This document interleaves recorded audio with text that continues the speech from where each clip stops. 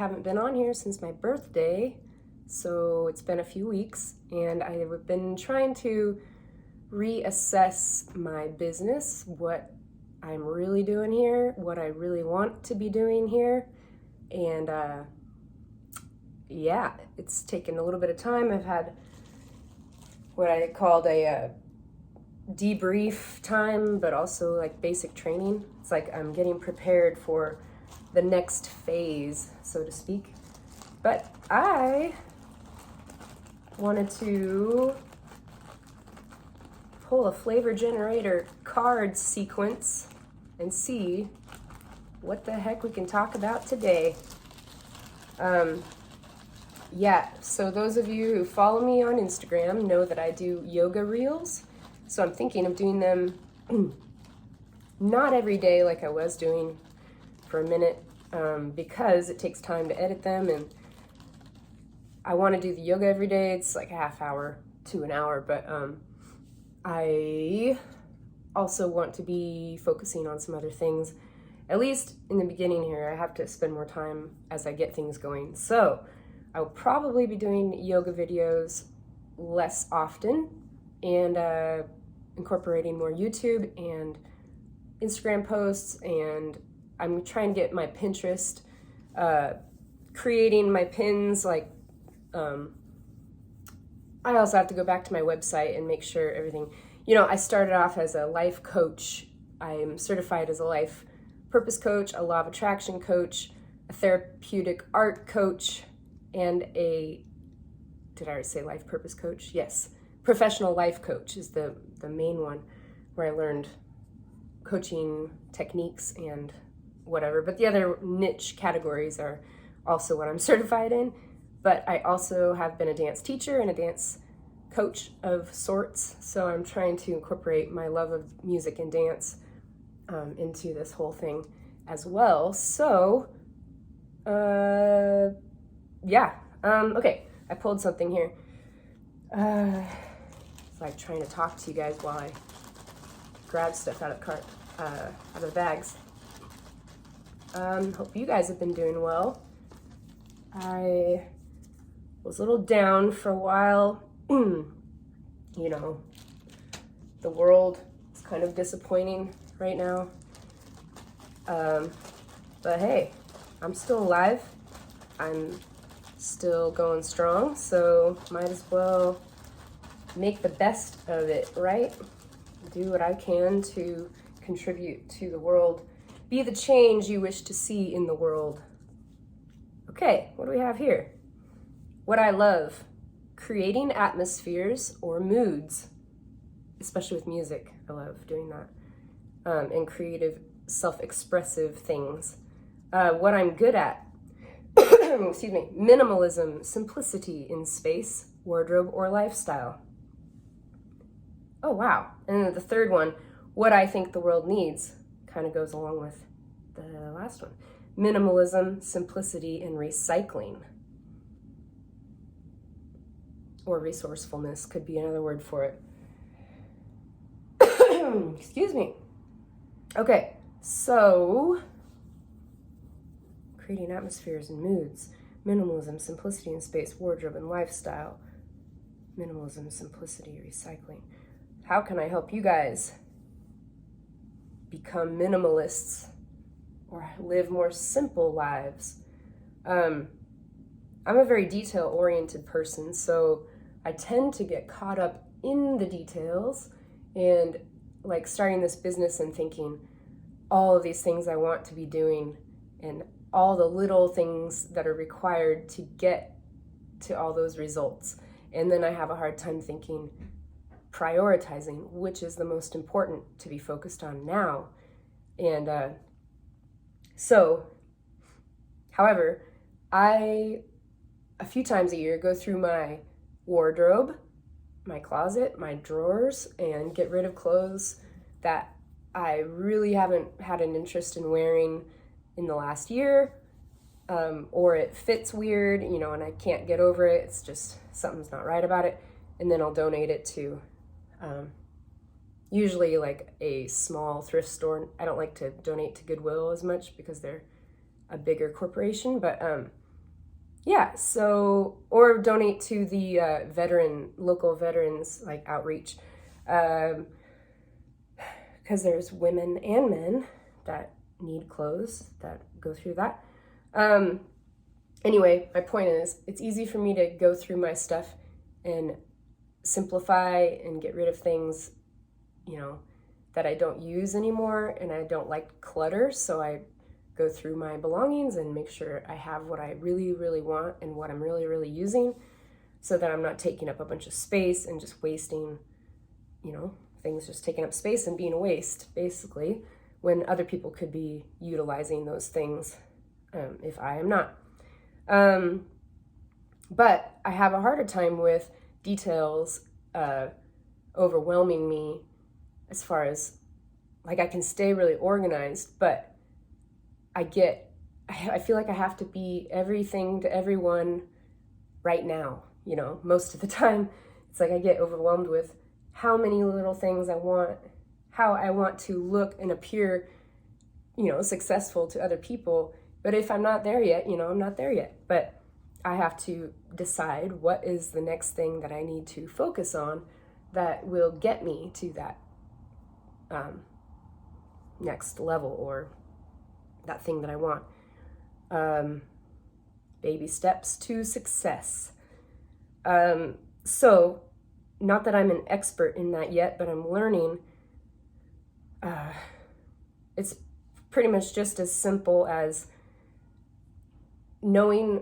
having clarity on what it is I really enjoy doing, who I really want to be helping, and how I want to be helping people. So I've had time to really think about that in the last few weeks, and I'm really excited about the direction I'm heading. So it's easier for me to tackle these tasks now because I have a clear picture of where I'm going and what I'm doing.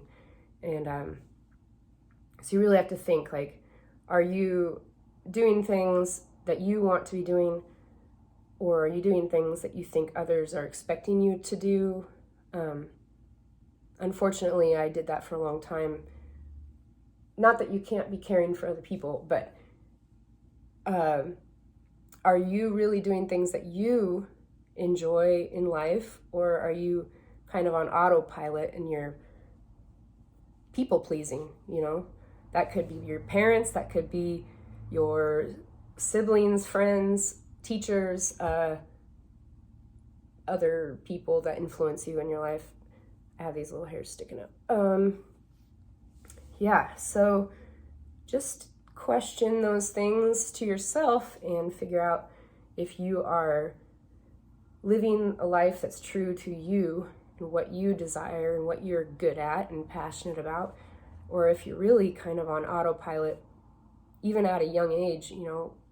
I, for the longest time, just wanted everyone to like me. So I ultimately did things to gain approval from other people. And that got me on a bad path, even. Like, I maybe not. Like, that was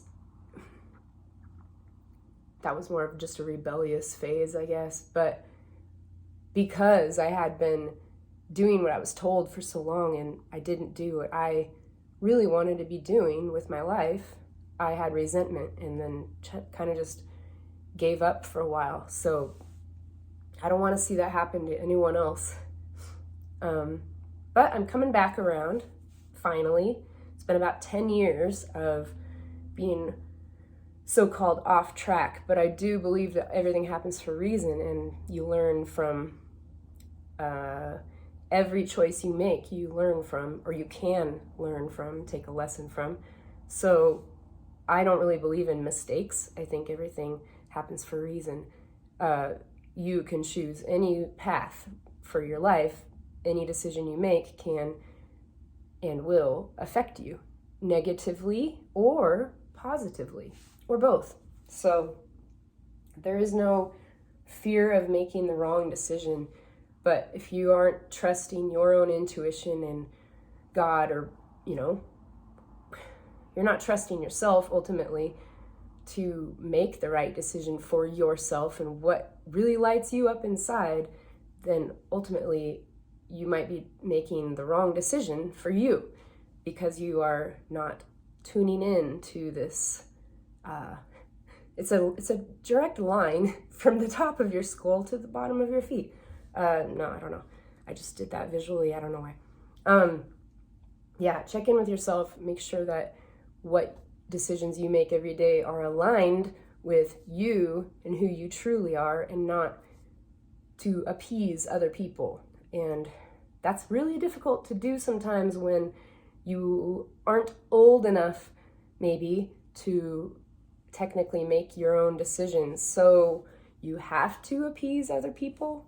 And I think most of the people are probably have your best interests at heart, and they are raising you or guiding you the way that they think is best. And sometimes that is going to be good for you and what you want, but just, things to think about in the future. I have a phone call, but it's not important. It says unknown name. Okay, so what else we got here? I went off on a tangent. Minimalism, simplicity, recycling. Minimalism, simplicity, and space, wardrobe, lifestyle. Yeah, how to simplify things. If you feel really overwhelmed, I tend to get overwhelmed really easily. If you feel really overwhelmed, think about what can you do to help not feel overwhelmed. What would that look like? Sometimes it's just cleaning your house or your room or whatever. And like I said, getting rid of things, for me, that helps kind of refocus on what it is that's most important to me at that moment. It doesn't have to be like, maybe, you change all the time. So something that was important to you even a week ago might not be anymore. Like, you already used that item, or, it got its use for you in life, and you don't need it anymore. And it had its time. And then now it's time to retire or let someone else use it. I don't know. I don't have a good example, but okay. Now I'm just going in circles. Creating atmospheres and moods. That's what I love. Sometimes so this helps me give you guys some pointers, but I have a hard time like wrapping up all three things. The bottom two go together really well. Kind of help you guys minimum.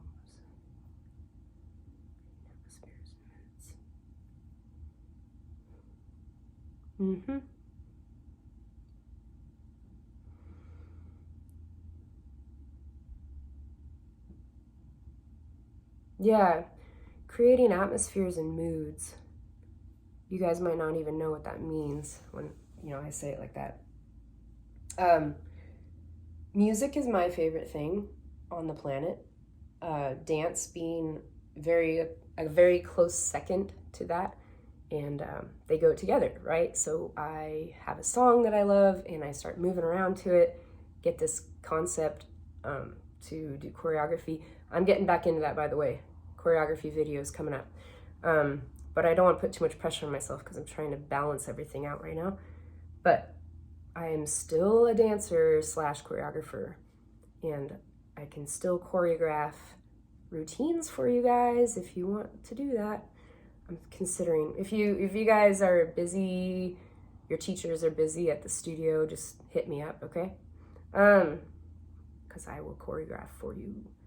Okay, creating atmospheres, moods. So I love finding a song. It moves me. It brings out an emotion. Usually the songs that I really like are the ones that are deep, emotional, intellectual. I don't know. It makes you feel something, like a strong emotion of it, even sadness sometimes, grief, and you're trying to bring it to the surface so you can sort it out. It's kind of like dance therapy, music therapy. But I also want to inspire other people. So a lot of the music that I end up choreographing to is inspirational to me, therefore hopefully inspirational to you or your audience is the key here. But I love creating playlists. I'm going to start doing that, by the way, as well, more often. I did one on Instagram so far. But I love being able to put somebody in this state, creating an atmosphere, creating an emotion, a mood, kind of like when you watch a movie. And, you know, there's scary movies, there's love stories, there's comedies, there's a mix of all of the above, action, whatever, and they find the right music that kind of enhances what the storyline is all about and the mood that they want you to feel, or the emotion that they want you to feel. And I love having creative control that way. So, yeah, I would love to create a soundtrack for a movie someday. Right now, I'm just doing my own little videos and reels with music that I'm allowed to use in the 30 seconds or less on reels and stories. But I got to get into that whole copyright thing and figure out how I can use more music legally. Anyway, hopefully this helps. It's kind of an update, kind of a little bit of advice, but you know, everybody's different. So hopefully the people watching here, you know, everybody's creative. So whatever creativity means for you and self-expression, writing, singing, dancing, that's all I came up with for that quickly. Art. You can use those things to help other people or to just get your emotions and your feelings out there, because otherwise they just kind of spin around in this mess of your brain, and it's not really healthy to keep the negative emotions just swimming around over and over again. You know, definition of it's insanity. So to get these things out of you is beneficial to your physical and mental and emotional health. So get back to that coloring and that painting and that drawing and that writing, singing and dancing around in your room, and don't put too much pressure on it because that is silly. So I'm here to help you find nope, that's not my quote. I'm here to help bring out the inner magic you have always had but forgot about. Thanks.